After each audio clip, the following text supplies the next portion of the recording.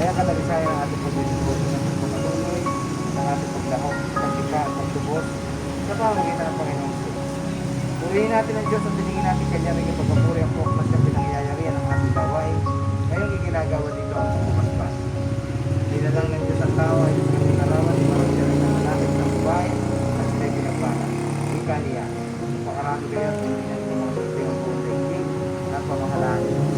Bigyan ko kayo ng kapangyarihan sa mga isda, sa mga ibon, at sa lahat ng mahirap na kayo. Hindi malalaki ang pagiging.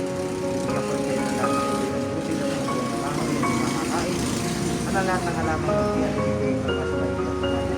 Malaki man ang pagiging sa lahat ng mga ibon. At ito nga nangyari, pinagbasta ng Diyos ang lahat ng ginawa at siyang nasiyahan. Ang salita ng Diyos. Salamat sa Manalangin tayo. Ama namin nasa langit, ang tanang tao ay iyong pinagmamalasakit at pinagtitiwala ang mga siwat sa daigdig.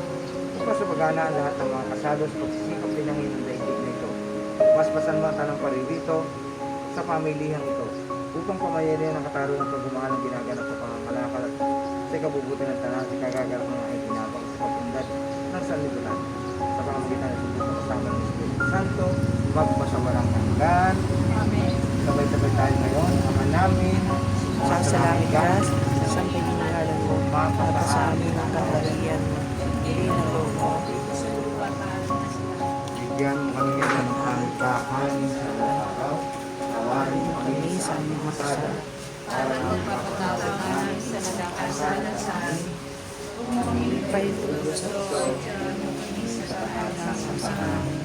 Aba, Ginoong Maria, ang Panginoon Diyos ay sumasiyo. Bukod ka pinagpala sa babae lahat, pinagpala ng naman ang iyong Jesus. Santa Maria, Diyos, Panalangin po Kasalanan ngayon. ang kasama sa bukal ng kabutihan pagtitiwala magtutulungan ng tanan bilang mapagmalasakin ng magkakapatid, laway kanyang basbasan ang pamilyang ito sa kanyang pagluto. Para manatili po ang blessing ng inyong tindahan, ng mga kanina natin nagsasalong magsisimba, para tayo ay kasihan ng biyaya ng Panginoon. Sa mahal ng Ama, ng Anak, ng Espiritu Santo. Amen. Patay na po ang kandila. Bless na ang inyong tindahan. Thank you, Lord. Thank you, Thank you, Father.